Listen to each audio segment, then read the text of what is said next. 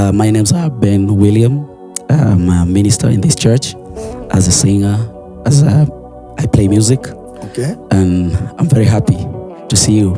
Thank you. To host this session. I would love to know, maybe you introduce yourself to the people who doesn't know you. Okay. They'll be happy to hear you. Okay. You're welcome. I'm Don Frontone. I'm from Illinois, Bloomington. You good? And we have been in ministry a long time. I've been in music ministry. We also were in youth ministry, men's ministry, prison ministry. Yeah, a lot of different things. So it's been real good. But the music ministry I was in for a lot of years. And I learned a lot that wasn't taught to me. I was taught how to play professionally as a trumpet player. Yeah. But when you worship God, you almost throw all that away. Yeah, it's true. And then you flow in the Spirit. Yeah. And that was the biggest change in my life, is when I learned how to do that. Yeah. Oh, thank you very much. We are happy to have you, Pastor Don. And first of all, how do you feel, and how does it feel for you to be in Tanzania? I know it's not your first time. I know you have been here several times, but I would love to know your experience in Tanzania. How do you feel about it? When I first came, I think, it's new. So you try to, you want to do everything and you want to be effective. And then the second time I came and I realized we can be effective, but now I need to use more wisdom. I know some people everybody wants money here.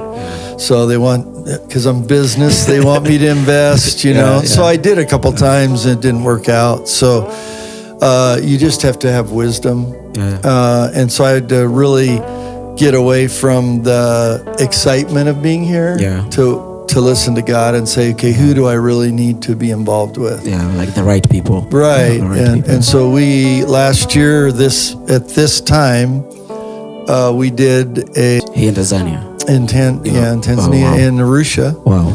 And they all signed up their churches. We had 1,200 churches sign up for Dr. Leon's school. Wow. And we got one started. Until now. And I'm like, this has got to be better.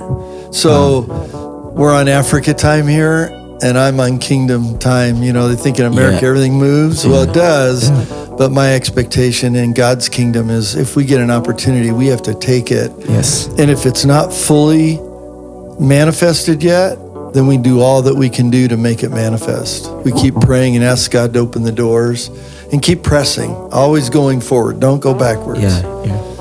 So now I will have like 5 questions. Okay. Not too many. All right. And I will not ask when did you start the ministry and everything, because I just heard that since your youth, you were in the kingdom. 50 years ago. Yeah. So I will just ask questions based on your experience in the ministry. Okay. And I know this will reach a lot of people, like youth in different endeavors of their lives. Great. So I'm expecting everybody to be touched, and not just because he's an elder man. So we just expect him to meet an old white man. So we want like everybody to benefit from this. I get it. And my first question would be like, what is that one thing that you can tell the youth who are passionate to do the ministry?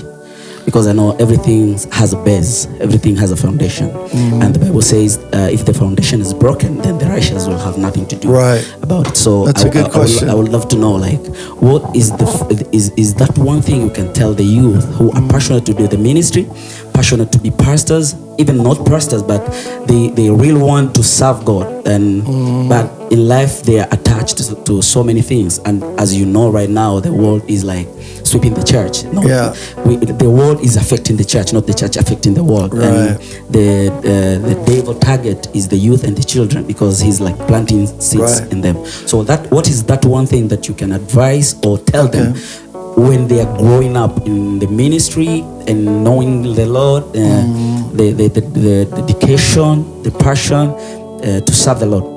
I think that's okay. That's 1 Timothy 4:12 says, "Don't let anyone look down on you because you are young, but set an example for the believers in speech and faith and life and in purity." Yeah. Those 4 things. Yeah. And that was when I was younger in high school. That was the verse that I set on. How I speak, Yes. purity, when you grow up as a Christian, a young Christian, temptation comes. Yeah. And all through high school, man, I was a rock. You get into college, so many things come at you and you have to take a stand. And I had to realize that I'm not my own.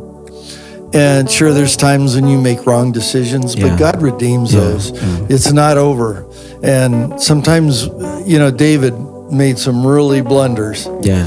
It's so much. It was too many. We won't go into all of them. But I love David because in his youth, he knew him. Yeah. And that's probably 1 Timothy 4:12 is a big one. But I would tell anyone, know him. Yeah. The only way to know him is to spend time with him. Yeah. And some of the biggest moments I have, people would say they prayed in their closet. Mm-hmm. And one time we had a water break in our house. And so I had to clean out my closet. Okay. So I thought, I'm going to do it. I'm going to sit in my closet. Yeah. The best times I ever had with God was just sitting there and being still and knowing God. Yeah. So I would say, get to know him. If you know who your Father is, and know that he loves you, know that he's for you and not against you, know that he'll never leave you or forsake you, you can do anything. Yeah. So know him. That's a big thing. Yeah. So the basic foundation is to know him. Know him. Yeah. To overcome all the challenges, all the ties and right. everything. Talk to him honestly. God, I messed up. Help me. Yeah. I can't do that. I don't know how to do this. Honest, Father, I need your help. I remember one time we had no food and I laid on my floor and I felt like a failure as a husband and a man. And I'm laying there, no one was home, and I'm crying. I'm like, God, we need food, and I don't know what to do. And I'm just crying. And all of a sudden, knock on the door, open the door. 2 ladies from the church push me aside with groceries. I mean, right when I'm praying, they come in. We have groceries, get out of the way. And they go in and put food in the refrigerator and in the shelves, and then they left. Wow. And I prayed, they came, and it was over. Wow. And it was like, I realized that's the love, that's our Father. Yeah. And another time, I remember I wasn't even praying for food, but I liked this certain kind of fish. And this truck would deliver it. And the truck came over, and I said, we didn't have money. And I told my wife, I said, I'd love to have that fish. But I don't have I don't have any money. Yeah. So I said, the guy said, okay, and he left. And a couple days later, I'm driving down a road, and this truck comes around the corner, and a box flies off the truck, hits the ground, and I stop, and it hits the curb in front of my car. And I thought, no way. And I get out, and it was a big box of fish. Free fish. Yeah. And I said, but that's when I realized God cares about us in those little things. Yeah. They're not silly.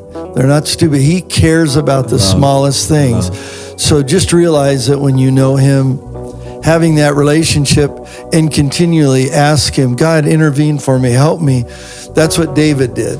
Yeah. And even when he messed up, he would repent, and then God would turn it back. And I believe it was because of his youth, he spent so many times seeking God, so much time with God, that God honored him in his later life. Yeah. And that's how I feel now. I feel like God's honoring me from the time I spent in my youth just seeking him. Wow. Yeah. So you're reaping from what you sow. That's exactly it. That's what you're saying. Okay, so I know I wanted to jump to another question, but I want to add something there. So maybe you give us a little bit explanation. Yes. There is this mentality whereby people think, maybe mostly youth, they think like maybe if I want to start a ministry or I want to serve God, I want to do anything pertaining to ministry, I need money. I need to be well financially. I need to have a good status. I need to have like my environment needs to be settled before starting in the ministry. Though for me, I don't think that way. But I would love you to tell us, is that the real deal in ministry? Like, we have to accomplish our mission, having money, have so much in our accounts for us to start. So the day that I prayed for groceries, I didn't pray for money. Yeah. I prayed for groceries because I didn't need money. I needed groceries. When we needed a car, I prayed for a car. I didn't pray for money. I prayed for a car. Wow. Too many times we think, I need money so I can... But it says God, if he owns everything, If everything is His,